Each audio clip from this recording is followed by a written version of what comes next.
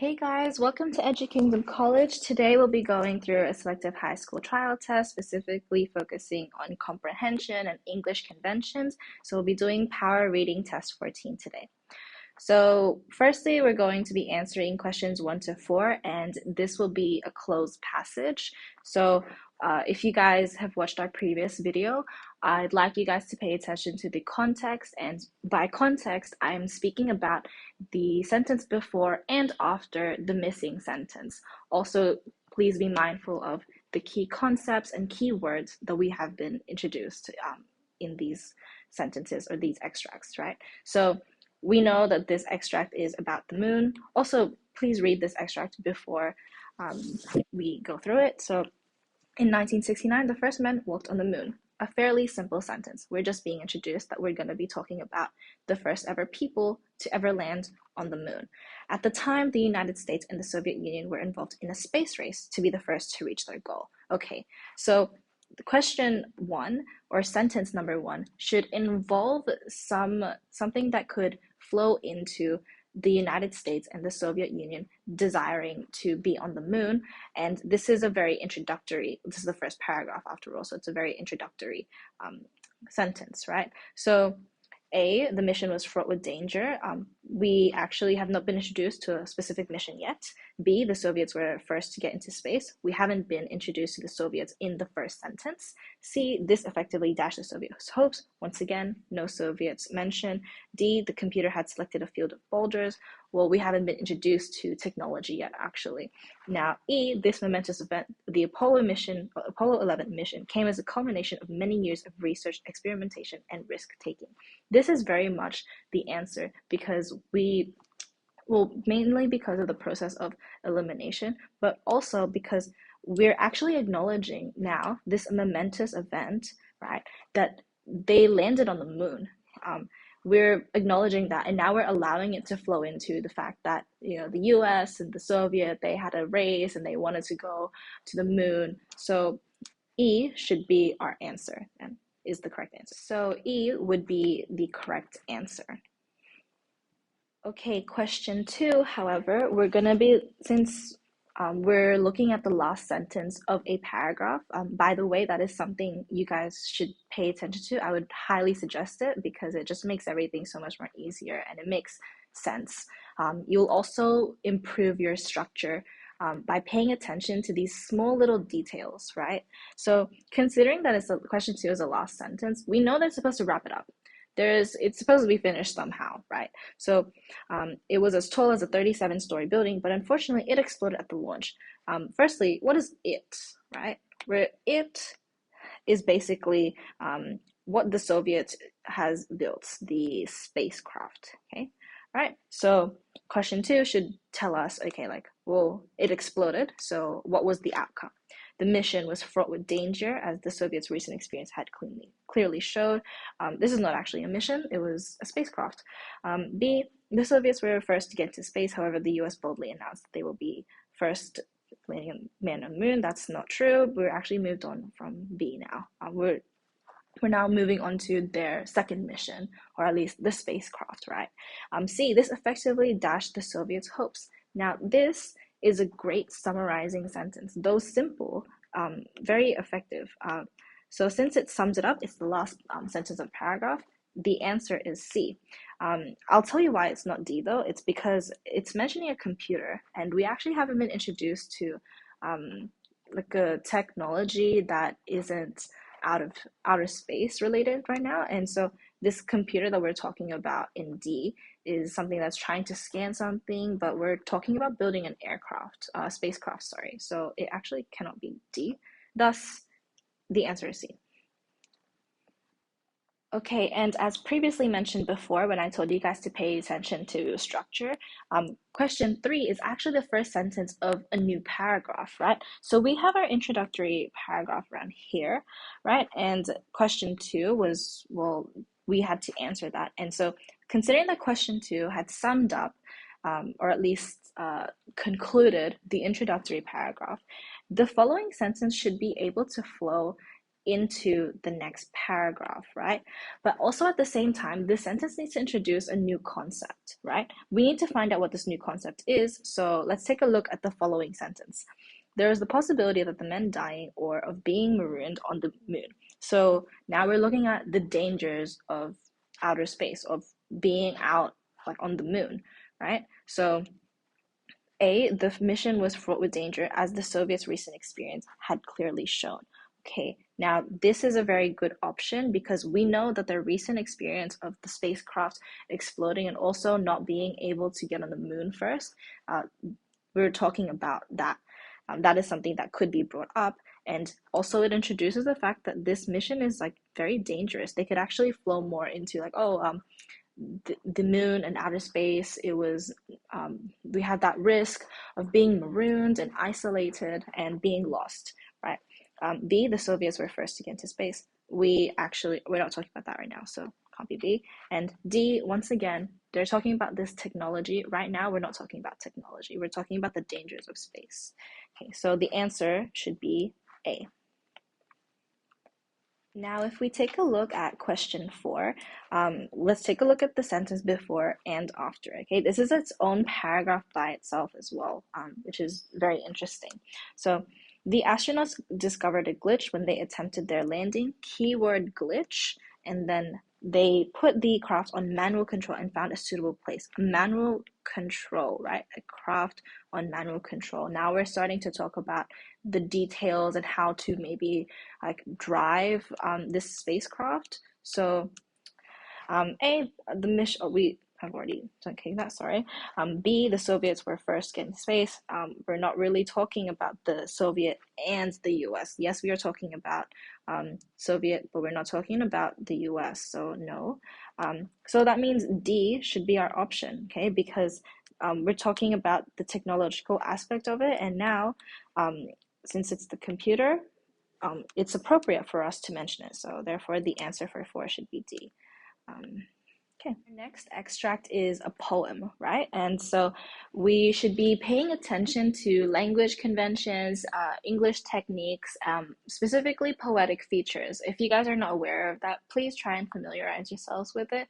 The first few questions we have are actually recognizing the recognition of these techniques, right?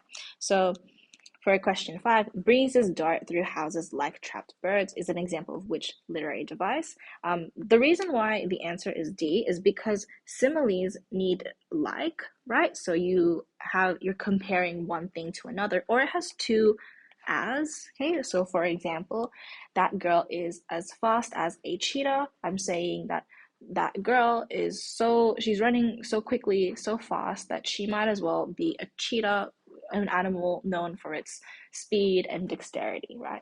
It cannot be personification, right? Because we're not actually giving a human-like quality to anything at the moment. Yes, we are in the first 3 sentences, right? Oh, sorry, the first 4 words, but it's the fact that they've included like. If it was simply just these, then it could be personification. Breezes dart through houses, but that's not the case. This is also not very descriptive when you really look at it. Descriptive phrases tend to have many adjectives or are actually very long or verbose, right? But we're actually, when we take a look at this sentence or this part of the poem, there's a lot of nouns. So it cannot be that. That is also not to say that descriptive language is only exclusive to adjectives, but it's just that it has many adjectives or many words that explain something. But nouns are quite literally, well, most they're statements. It cannot be C because of the like. Okay, a metaphor is. Okay, that girl is a cheetah. Okay, you are saying that that girl is so fast that she is literally a cheetah. Okay, so that shows some sort of like high modality or strength, right? But here we're just saying like, okay, like it's like it. Okay, it lessens the extent. Now for question 6, I think it would be beneficial to also look at the poem or the part where they mention this sentence. So Fingerprinting the windsills is an example of which literary device? So let's find that in the extract around here, okay? We've got the capital here. So across the garden, smudging the birds of paradise, fingerprinting the windowsill. So we're talking about how smog doesn't rain and smudging the birds of paradise. Okay, so um, we should know smog does not have fingers. It is like water vapor, like air. Okay, it's gas, right? So it's not something human, right? So but we're saying that it's fingerprinting the windowsills, right? We as human beings can fingerprint things by making that mark, right? But this smog can't do that because it's inanimate. We're saying this, or the composer is saying this in a very beautiful, poetic way, right? By giving it that human-like quality, that human-like action, sorry, right? We are personifying it, okay? Um, it is not descriptive, okay? We actually only have three words and they are all like one of them is a verb, one of them is a noun. It's not a metaphor, it is not saying it is doing that, and it's not a simile because we don't have that like or as, so it's a. Right, so now for question 7, we're asking to define a word. From the poem, the word dogs can best be described as overheated, persistent, untidy, or rough, right? So when we're using this word, we're actually using it to describe buskers or people just playing music. If you guys know what buskers are, they're usually like outside. You can usually just give them some change or just some cash. And we're talking about how they're down in the mole. The dogs buskers play till a string snaps, right? They're playing up until their instrument is literally breaking, right? So overheated, we wouldn't use that word to describe them because they're not overheated. If anything, their instrument would be overheated. Still, it is not an appropriate word to say.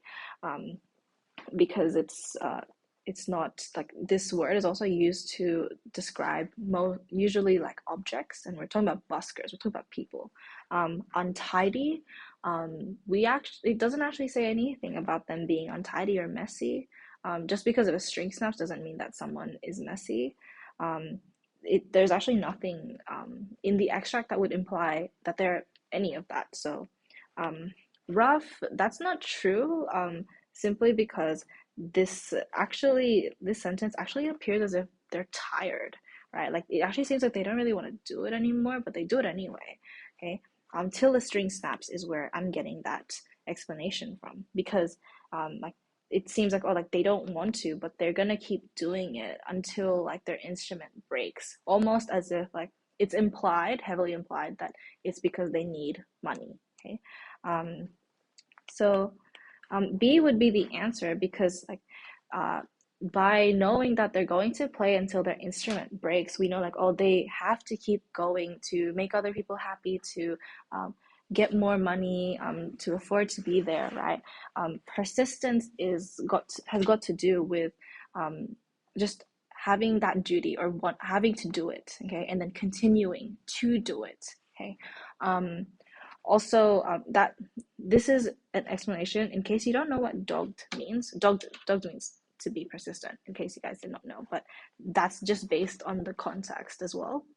Now, when we're taking a look at question 8, what is meant by the phrase but shade is kinder? Let's just take a look at the part where it says that. So in Shentry heat, in the tinder dry hills, air has an edge too, but shade is kinder, right?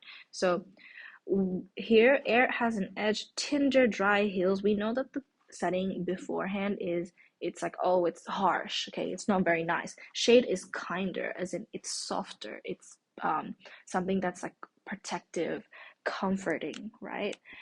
Also getting that from the fact that it says kinder, okay. It's not asking us to define the technique, so let's get rid of the technique. So it's not personification or a metaphor, right? It has more of an edge than air. For C, that's actually the quite opposite that they're telling us. So can't be C. So therefore it's B. It's cooler in the shade. Okay, cooler, as in like. By the way, you can interpret cooler as something that's like nicer. Okay.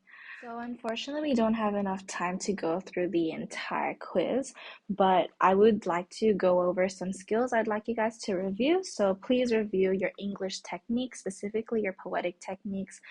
Pay attention to the extract that they're giving you. Sometimes a sentence can give you perhaps 5 techniques, but that one specific sentence has the word like or to as, and that's what actually makes it a simile or something like that, right?